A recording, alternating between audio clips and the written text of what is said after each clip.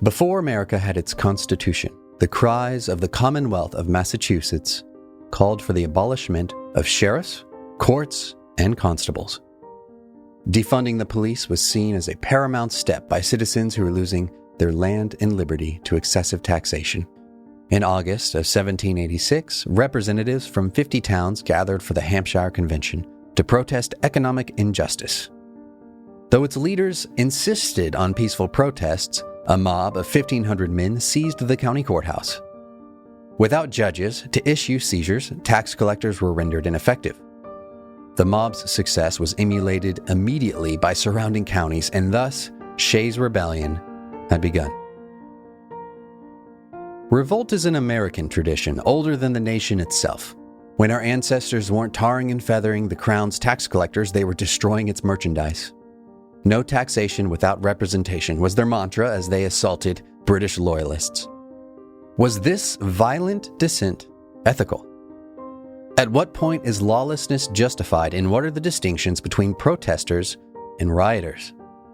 Today, we dive into the history of American revolts with some important philosophical and constitutional considerations. My name is Neal Gist. Welcome to Podcast Theory.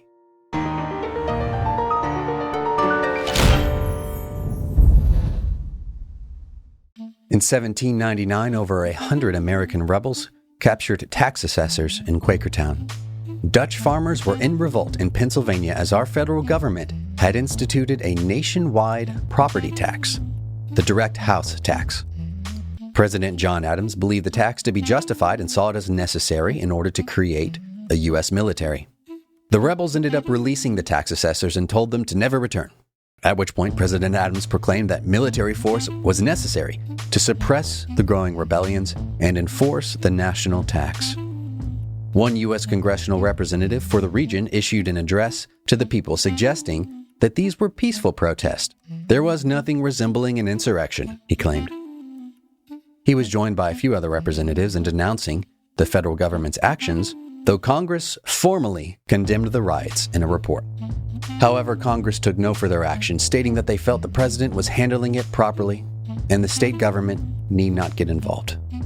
John Fries, the leader of the dissenters, was eventually captured along with the bulk of his forces. Fries' rebellion was over, and in the end, John Adams pardoned everyone involved. I was raised to treat our military personnel with the utmost respect. Whether any particular war is justified does not diminish the sacrifice an American patriot makes when they offer their life in service to our sacred freedom and national sovereignty. Same goes to police officers. Culturally, we seem to mostly agree that there are times when war is necessary, when the killing of our enemies is warranted. Other circumstances make similar appeals for justified violence, self-defense, for example, or when defending one's private property. Police officers obviously exercise physical violence as needed and even resort to taking human life in the most extreme cases. Even widespread violence has been perceived as an ethically justified endeavor when it involves revolution under certain circumstances. In short, violence can at times be employed as a virtuous tool, but not all revolutions meet the necessary prerequisites. America has a very unique and profound feature in that through the justice system, it is able to restore areas within itself that are antithetical to justice. Abolishing slavery, empowering all citizens with voting rights, or bringing law and order to the Wild West are just some of the examples that come to mind. A revolution is an act of rejecting that legal framework as a viable tool. Otherwise, of course, reforms would be pursued through the appropriate lawful channels. The United States has an exceptional history of overcoming inequity. With its track record spanning hundreds of years, any reformation should first be pursued by any and all peaceable means first. The reality is that entering into a transitional state of revolution creates a power vacuum that inevitably opens up a nation to dangerous vulnerability, as there can be no guarantee that whatever system emerges from the other side will be near as free, prosperous, or near as capable of self-correction against its own future injustices. Prudence dictates that the law must be employed to its furthest fullest extent before any violent resistance is warranted. In those moments, when a cause is just, when all peaceable options are exhausted and an uprising is unavoidable, our rebels permitted a free license to destroy whatever property they wish. Does it matter who is being targeted? This is an important question, not just for today, but also when we analyze early civil disobedience in America. You may have seen this viral meme as it made its rounds on social media. During the Boston Tea Party, when colonists destroyed copious amounts of the Crown's property, it was a deliberate targeting. The initial instigation was the Tea Act, a tax levied by the Crown. If the colonists, hypothetically, chose to instead confiscate tobacco from their neighbors and burn it in opposition to this tax, would that have diminished their cause? The relationship between the colonists and King George in this context is that the colonials were being oppressed by the tyrant and ultimately the one who was responsible for imposing the taxes. When Boston's oppressed lashed out, they specifically targeted the king's shipments of tea, which symbolized their direct opposition to the Tea Act. If the colonists chose to attack, say, random tobacco farmers, the dynamic between involved parties would have shifted entirely. The tobacco farmers, innocent in this case, would inherit the mantle of victims. The Bostonites, previously seen as the victims of tyrannical acts, would cede that mantle to the farmers and instead assume the new one of violent oppressors. All moral high ground is lost, and the original perpetrator, the king, becomes a tertiary background figure in the minds of the farmers. Hopes of any coalition between farmers and protesters now is almost certainly lost. In this hypothetical scenario, the revolutionaries are not vindicated in their destruction. When that happens, when rioters lose their justification, what is the appropriate response from law enforcement? At what point can military personnel be deployed to restore order and protect the life, liberty, and property of the law-abiding citizens? The First Amendment protects our right to peaceably assemble, but under cover of protest, destruction can be sowed. It is paramount, then, in order to protect the rights of the people, to distinguish between protester and rioter. The Anti-Riot Act of 1968 and definitions in the U.S. Code Title 18 define a rioter as an assembly of 3 or more people that constitute a clear or present danger of damage to persons or property, including threats of violent acts or the execution of said threats. A rioter is also someone who travels across state lines to incite, organize, promote, encourage, participate in, or commit violent acts in furtherance of a riot. Every American is entitled to his or her God-given liberty. Only through due process can those rights be diminished.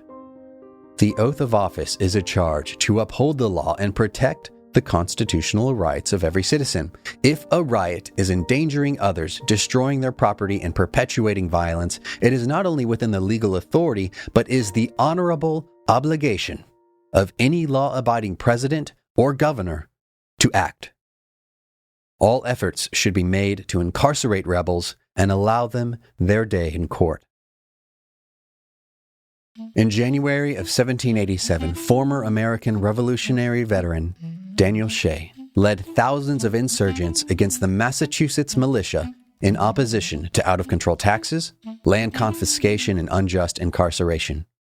As Shay and his forces fled westward, they stole supplies and burned buildings belonging specifically to conservative political opponents. Their prejudice was fully developed by this point, as conservative leaders of the state, Senator Samuel Adams and Governor Bowdoin, recently passed an Anti-Riot Act that suspended habeas corpus, allowing the indefinite detention of rioters. The United States Congress also unanimously voted to raise a special body of Continental troops to end the rebellion. Whatever moral high ground Shay believed his cause wielded was diminished when innocent civilian lives were destroyed in the name of political prejudice. His cause was further diminished when his rebels attempted to siege a federal arsenal in Springfield. Amassing a well-armed military force, carries an implication of intent to seek not political reform, but an entire severance from the existing government. Pursuing national sovereignty independent of America also includes renouncing any rights or privileges afforded by the mother country. Whether a few counties in Massachusetts or 6 blocks in Portland, seceding from America further justifies being treated as a foreign enemy combatant. In February, the rebellion was defeated. Through the disqualifying act, rebels were stripped of their ability to vote, run for office, teach, serve on a jury, or sell liquor. 14 men were convicted of treason and sentenced to hang by the Supreme Court.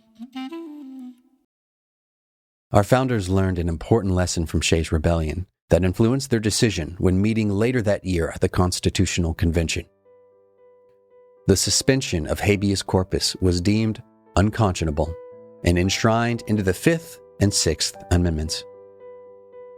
Not only that, but the Massachusetts state legislature, having enacted the disqualifying act, was voted out of office.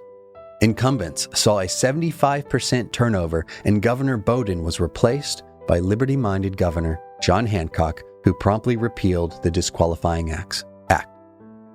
These events were so tumultuous that they inspired George Washington himself to re-enter political life. So, is civil unrest today in America justified? And the answer is that depends.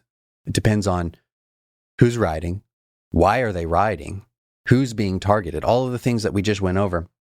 And I think really to get into that, we're looking at Antifa, Black Lives Matter, just liberals in general, leftists, anarchists. There's all sorts of, different people or different groups of people protesting more so than any other groups. But to really to answer the question of whether or not they're justified depends on the contentions that they're making and whether or not they're even true. And then, but let's move forward from there and assume that they are true. The systemic racism or, whatever it is, let's just assume that they are justified. Are they riots or are they protests? And if you've been following along for the last few months, I'm glad that the media has finally come around and a lot of the left is starting, prominent left figures are coming around to denouncing the rioting and the violence. But American cities have been on fire for a while, and there's a lot of statistics to prove that, an increase in violent crime, deaths and murders in Portland and Seattle and Chicago and a bunch of other cities. And all you've got to do is just look at the endless montages of rioting going on and looting and mass looting. The left, those who insist on attempting to justify this violence, say things like, "Well, these businesses have insurance, or it's a symbolic act." Well, it's actually not. If you are upset about something like systemic racism, and then you go and you destroy somebody's private property, who's completely independent of the cause that you're seeking to protest against, you're just a violent perpetrator. They, like I said earlier, they become the innocent victim. And whatever things like insurance, whatever you want to convince yourself to attempt to rationalize your unjust targeting doesn't make it any less unjust. It has nothing to do with anything. It's just arbitrary violence. And I think people are just taking advantage of the sort of the chaos, or, the mob mentality is a dangerous thing. And I'm sure there are good people who find themselves in that situation where everyone around them is rioting and looting, and and maybe they pick up a brick and throw something that they wouldn't otherwise do under normal circumstances. So mob mentality is a dangerous influence for sure. Okay, so what at this point we know that there have been protests as well. They're not all rioters, and there's plenty of evidence of peaceful protests. And what happens is these groups are infiltrated, or they degenerate into riots at night usually, but not even necessarily at night, even during the day sometimes. And it's a shame because it utterly diminishes and undermines the cause of the protesters. So we should have a unified front in denouncing any looting, any rioting, any arbitrary destruction of private property, the ruining of lives and killing of people. We should be united in denouncing this. Everybody stands to benefit from that. The cities and the businesses and above all else, the protesters trying to get their message out there. You guys stand to benefit probably more. And I don't know. It's not like your livelihoods may necessarily be destroyed. But okay, so that's another video. We'll look into that later. So at this point, riots have broken out all over America. What is the appropriate response from our government? Well, stopping it. Like I said, they have our leaders have an oath of office, a charge, a constitutional obligation to uphold the law and protect our rights.